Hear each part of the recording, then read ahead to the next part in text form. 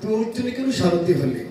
কৃষ্ণ বলছেন, নারদ, আমি সেটা বলবো না, তুমি প্রত্যক্ষ তুমি দর্শন করো কেন আমি অর্জুনের সারথি হয়েছি। পারিজাত পুষ্পের মালা, গোলাপ ফুলের মালা, টগর ফুলের মালা, 3টা মালা দিছি। যে পারিজাত পুষ্পের মালাটা তুমি তার গলায় দিবে যে উত্তম, আর গোলাপ ফুলের মালা দিবে যে মধ্যম, আর টগর ফুলের মালা দিবে যে অধম। তো দুর্যোধনের কক্ষে আসছে। দুর্যোধন তো সবসময় অহংকারী ছিল।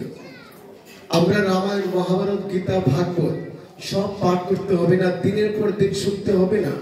কিছু কিছু বিষয় যদি উপলব্ধি করি, কিছু কিছু বিষয় যদি অনুধাবন করি, তাহলে আমরা সতর্ক হয়ে আমাদের জীবন কাজে লাগাতে পারি, ধর্মের প্রতি চলতে পারি। দুর্যোধন 7 ভাই অধর্মের পথে চলেছে, ধ্বংস হয়েছে। পঞ্চপাণ্ডব 5 ভাই ধর্মের প্রতি ছিল, তারা যুদ্ধে জয় হয়েছে। এটাই শিক্ষা, গীতা পাঠ সব করতে হয় না। যিনি ভগবানের পক্ষে থাকে, যে ভগবানের প্রতি ভক্তি রাখে, ধর্মের প্রতি চলে, তার জয় নিশ্চিত। সর্বাবস্থায় থেকে ভগবান সাহায্য করবে। আর যে অধর্মের প্রতি চলবে, সে দুর্যোধনের মতো বিশাল হোক, 7 ভাই তার, অনেক অস্ত্রশস্ত্র তার, শক্তিশালী হোক, কিন্তু একদিন সে ধ্বংস হয়ে যাবে ঈশ্বরের ইশারাতে, ভগবানের করুণাতে। কি বললেন আপনার? এবার দুর্যোধনকে বলছে, দুর্যোধন, আমি আসছি, তোমাদের মধ্যে উত্তম কি? তো সেটা অহংকারী। যারা অহংকারী ব্যক্তি কি করে? শ্রদ্ধাভক্তি মানুষকে অন্যরকম দৃষ্টিতে দেখে। আসুন বসুন, কেন আসছেন? কর্কশ ভাষা। বলছে, আসছি, তোমাদের মধ্যে উত্তম কি? বলছে, উত্তম আমি, 7 ভাইয়ের জ্যেষ্ঠ ভাই। মধ্যম কে? মধ্যম আমার ছোট ভাই দুঃশাসন। অধম কি? বলছে, ওই যে রাস্তা দিয়ে সুইপার যাচ্ছে, সে হচ্ছে অধম। ওকে ডেকে আনলেন, আনার পর বলতেছে, তুমি কি অধম? আরে দুর্যোধন ভুলে গেছি, আমি ডাস্টবিন পরিষ্কার করি, ময়লা পরিষ্কার করি, এই কাজের জন্য আমি অধম? ও দুর্যোধন, এই কাজ তো তোমার মাও করেছে। প্রত্যেকটা মা করে না? মা করে না? সন্তানের ময়লা পরিষ্কার করে না? এই কাজ করলে যদি অধম হয়, তাহলে তোমার মা অধম, আমি না। এই কাজ তোমার মা করেছে। না বলে দেখতে পেলেন এখানে একটা দ্বন্দ্ব হয়ে গেছে। কি করলেন? হস্তিনাপুর না ইন্দ্রপ্রস্থে গেলেন। সেখানে গিয়ে দেখতে পেলেন পঞ্চপাণ্ডব ওনাদের প্রাসাদে গেছে। পরে যুধিষ্ঠির মহারাজ ভক্তের ভাব কেমন হয়, বলছে, হে দেবর্ষি, আপনি কৃপা করে এখানে আসছেন, আমাদের গৃহটা পবিত্র হয়ে গেছে। আপনার চরণ স্পর্শে আমাদের এই গৃহ পবিত্র হয়ে গেছে। হরে কৃষ্ণ। তো আপনি কৃপা করে বলুন, আপনার সেবার জন্য কি করতে পারি? নারদ বলছে, যুধিষ্ঠির, তোমাদের মধ্যে উত্তম কে আর মধ্যম কে? তখন যুধিষ্ঠির মহারাজ নারদকে টেনে নিয়ে গেলেন ইন্দ্রপ্রস্থে। সুন্দর এক বাসুদেবের বাসুদেব শ্রীকৃষ্ণের একটা বিগ্রহ ছিল। তো বলছে, আমাদের মধ্যে উত্তম হচ্ছে বাসুদেব শ্রীকৃষ্ণ। যদি উত্তম মালা পরাতে হয়, তাহলে আপনি ওনার গলাতে পরান। তাহলে বলছে, বাহ, সুন্দর, তাহলে দিলাম কৃষ্ণের গলায়। তো মধ্যম কে? যুধিষ্ঠির বললেন, মধ্যম আর কে হবে দেবর্ষি? যার মাধ্যমে কৃষ্ণচন্দ্র ভগবান কি পাওয়া যায়, যার মাধ্যমে গোবিন্দ কি পাওয়া যায়, তিনি তো মধ্যমের অধিকারী।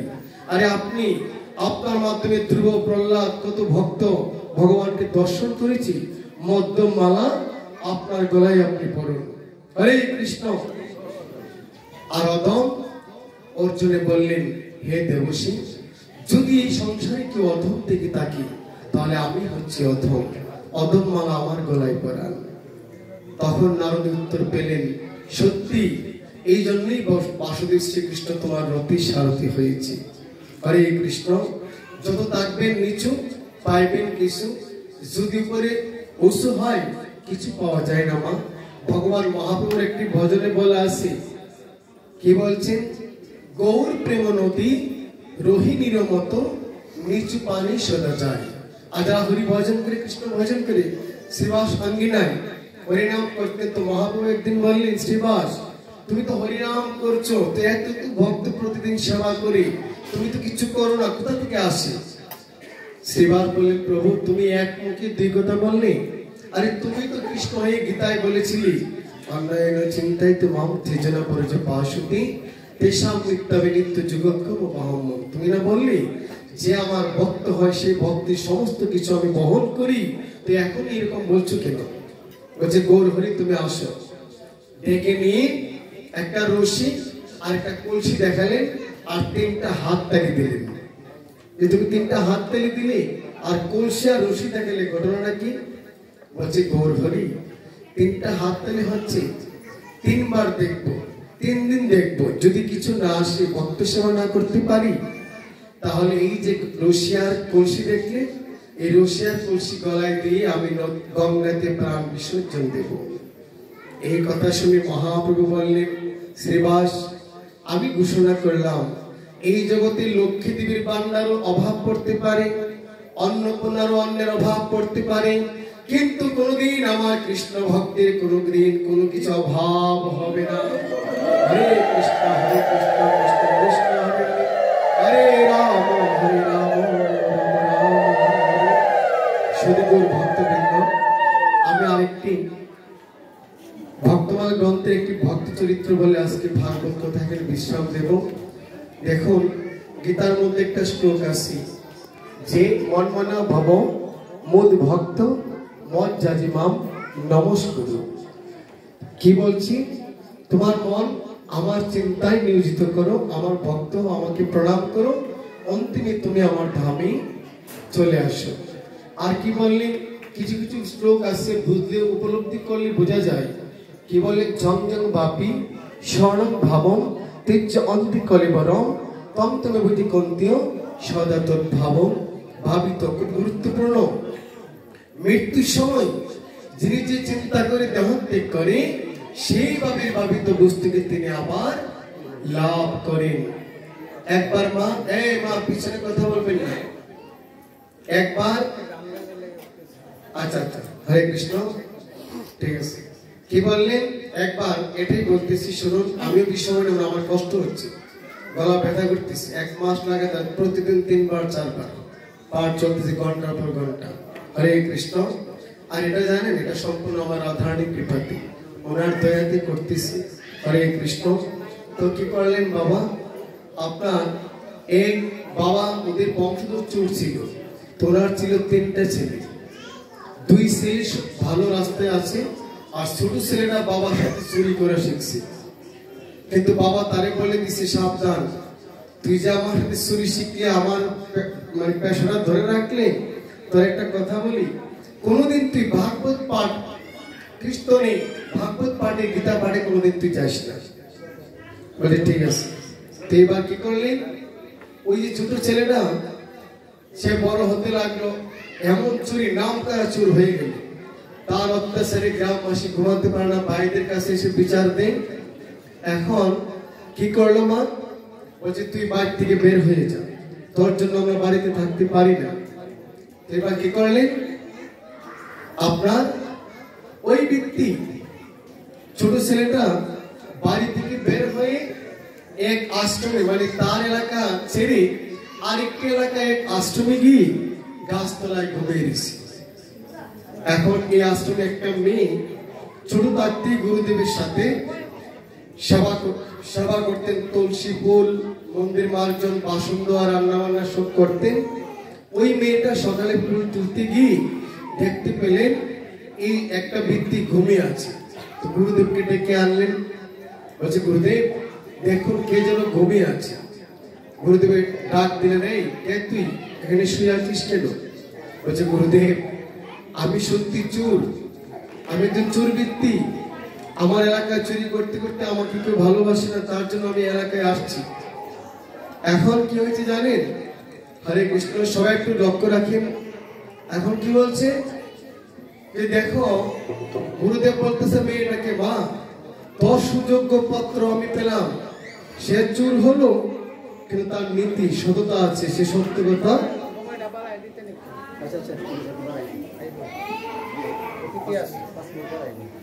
আচ্ছা আচ্ছা, অসুবিধা নেই। একটা বাচ্চা কাঁদতেছে,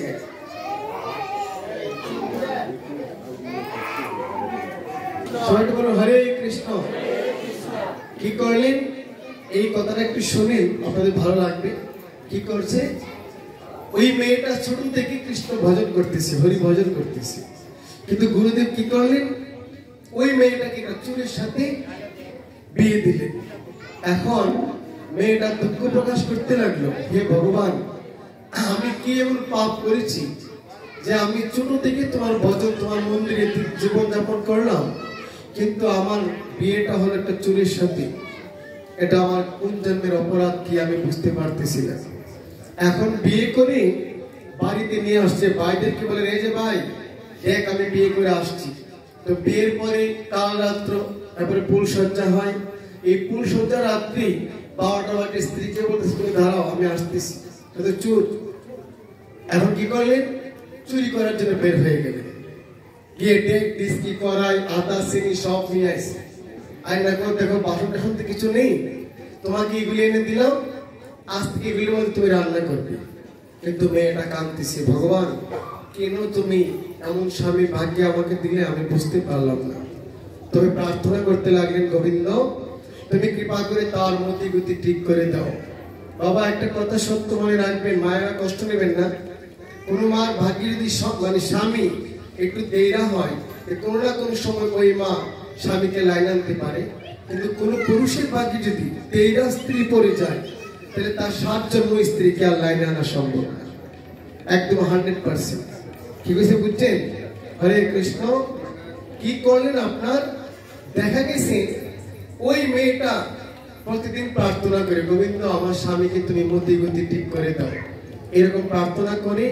তো একদিন গ্রামের মধ্যে যেমন এখানে 7 দিন ভাগবত পাঠ, এই গ্রামে ভাগবত পাঠ হচ্ছে।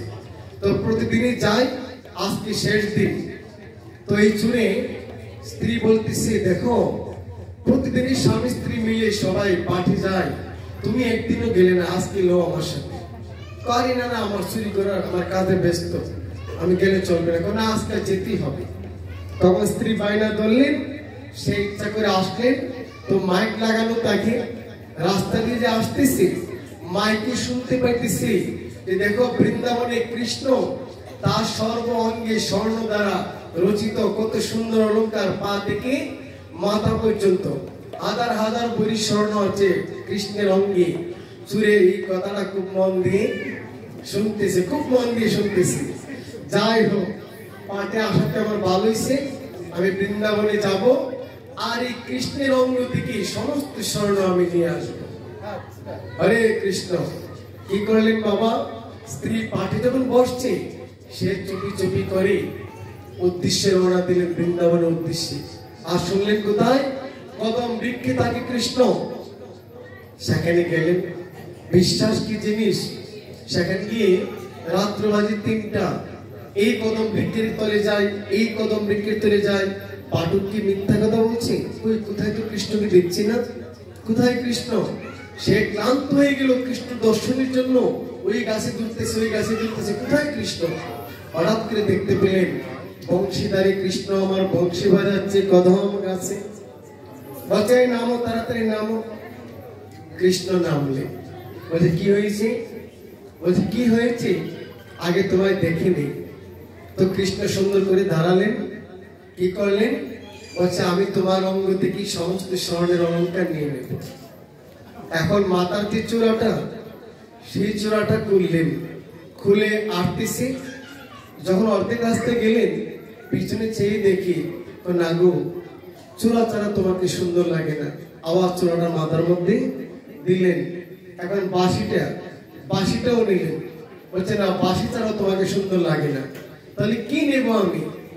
এখন কি করলেন, কৃষ্ণের চরণ থেকে চরণের নূপুর কানি নিলেন। বলছে এটা ঠিক আছে, ধুতি দ্বারা আচ্ছাদিত, এটা দেখা যায় না, কথাটা শুনবেন। তখন বলছে ওরে বাবা, তোকে আমার চরণের নূপুর দিয়ে দিলাম, এই নূপুর নিয়ে তুই বিক্রি করে সারা জীবন চলতে পারবে। আর তোর স্ত্রীকে বলবি 15 দিন পরে বড় করে বৈষ্ণব সেবা দিতে আমি এবং রাধারানী সহ তোর বাড়িতে আমি আবির্ভূত হব। সেখানে গেলেন। তো যাওয়ার পরে স্ত্রীকে বলতেছে দেখো আমি তো বৃন্দাবন গিয়েছিলাম। আরে কি বলছো? কই যে বৃন্দাবন থেকে দেখো কৃষ্ণের কাছ থেকে চরণের নূপুর নিয়ে আসছে। ওর স্ত্রী দেখে তো সত্যি নূপুর ধরে কান্না করতেছে। আরে আরে তুমি এটা কি করলে? আরে যার চরণ বন্দনা করি, যার চরণে ব্রহ্মা মনি ঋষি ধ্যান ধারণা করে যার চরণ পাই না, তুমি ওনার চরণ থেকে নূপুর নিয়ে আসলি? বলছে আমাকে দিছে, আমি নিয়ে আসছি। বলছে শুধু তাই নয়, 15 দিন পর অনুষ্ঠান করব, আর রাধা গোবিন্দ আসবে। সে তো আর কোনোদিন রাধা কৃষ্ণ লীলা কোনোদিন শুনে নাই। সরল ভক্তি কৃষ্ণকে লাভ করা যায়। সরল ভক্তি, সরলতা কার মধ্যে আছে? বাচ্চাদের মধ্যে দেখবে। এরকম সরল হতে হবে। এক বাবা ছেলেকে কইতেছে, পড়াইতেছে, মিথ্যা বলা মহাপাপ। পড়াইতে পড়াইতে দেখে রাস্তার পাশে পাও না দাঁড়াইতেছে, বুঝছেন তো, ওনার কাছে টাকা পাবে এই ব্যক্তি আইতেছে। এখন চুপ করে ছেলেরা বলতেছে, এই যে লোকটা আইতেছে, তুই দাঁড়াইলে কবি বাবা বাড়িতে নাই, তুমিও তো কিন্তু পড়াইছো মিথ্যা বলা মহাপাপ। আর এখনো করতেছো, আমি বলতাম যে বাবা বাড়িতে নাই, কিন্তু মহাপাপ হবে। এখন এই ছেলে আসে, এই ছেলের কাছে কথা বলছে, বাবা লুকিয়ে রয়েছে। আর যখন ওই পাওনাদার আসছে, ওনাকে দেখে বলতেছে, বাবা কইছে বাবা বাড়িতে নাই। কইছে কি বলছে? বাবা বলছে বাবা বাড়িতে নাই। তাহলে ছোট্ট শিশুরা যেমন সরল, এমন সরল মন নিয়ে কৃষ্ণ ভজন করলে কৃষ্ণ দর্শন পাওয়া যায়। কূটনীতি রেখে কৃষ্ণ ভজন করলে গোবিন্দ কৃপা হয় না মা। এই চোর সরল মনে পাইছে। আর একটা কি, তার স্ত্রীর জন্য সে ভগবানকে দর্শন করছে। কারণ প্রতিদিন যে স্ত্রী প্রার্থনা করতো, আমার স্বামীকে তুমি ভালো পথে আনো। 15 দিন পরে বৈষ্ণব সেবা দিলেন, ভক্তদের নিমন্ত্রণ দিলেন। আর সেই প্রসাদ পাওয়া দুপুর বেলা দেখতে পেলেন রাধা গোবিন্দ দর্শন দিলেন সেই বাড়িতে। হরে কৃষ্ণ কৃষ্ণ কৃষ্ণ হরে হরে, হরে রাম রাম রাম হরে হরে। কেশব সৌরমিতায় গৌর কি জয়, শ্রী রাধা মাধব কি। তো আজকে দুইটা ভজন কীর্তন করে আজকে বিশ্রাম দেব। হরে কৃষ্ণ। অনুরোধের ভজন দিলেন, আচ্ছা করি। আসলে পাঠ কীর্তন করতে করতে ঠান্ডায় গলাটা একটু সমস্যা হয়ে গেছে।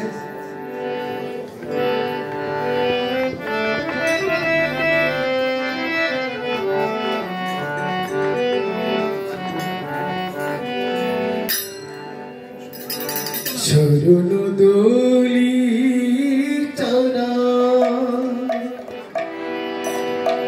চাই না কিছু আমি, চরণ দোলি চারা চাই না কিছু আমি, থেকো মোর হৃদয়তে প্রভু সদা তুমি, প্রভু সদা তুমি। চরণ দোলি চারা চাই না কিছু আমি,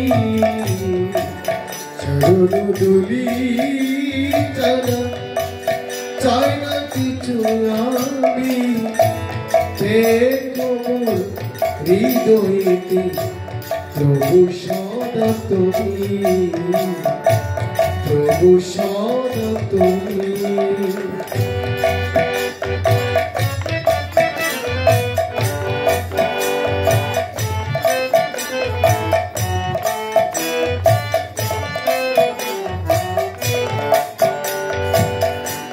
যেদিকে তাকাই দেখি তোমার করুণার রাশি, শ্রবণে শুনি শুধু তোমার মনোবাসী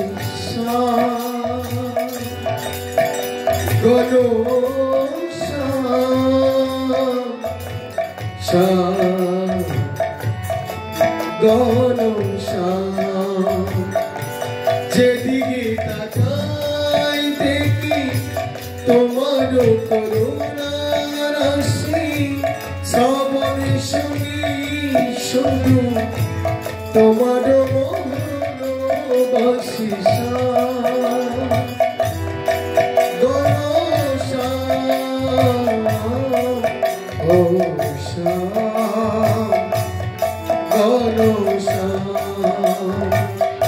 সকল কাজের মাঝে তোমাকে যে নবী,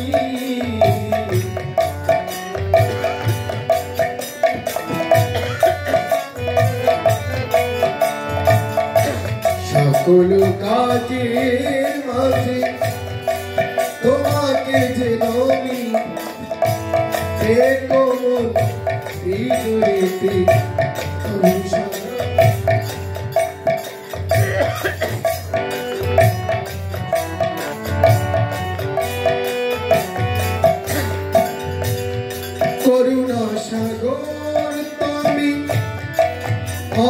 করুণাময় তোমার কৃপা পেতে চাই যে কৃপাময় ভরসা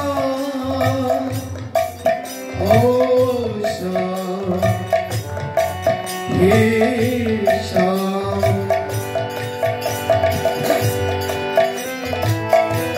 করুণা সাগর তুমি অগ করুণাময় তোমার কৃপা পেতে চাই যে কৃপাময় গতির গতি তুমি অন্তরে জানি অগতির অগতি তুমি অন্তর জানি দেখো হৃদয়তে প্রভু সদা তুমি প্রভু সদা তুমি চরণ ধুলি তারা চাই না কিছু আমি চরণ ধুলি তারা চাই না কিছু আমি দেখো হৃদয়েতে প্রভু সদা তুমি প্রভু সদা তুমি। হরে কৃষ্ণ। আমরা দাঁড়িয়ে একটি আনন্দ করবো কীর্তন করে হাততালি দিয়ে। আজকে মৃদঙ্গ যে বাজাচ্ছে সে ভগবানের সন্তান, আপনার জন্য সবাই আশীর্বাদ করবেন।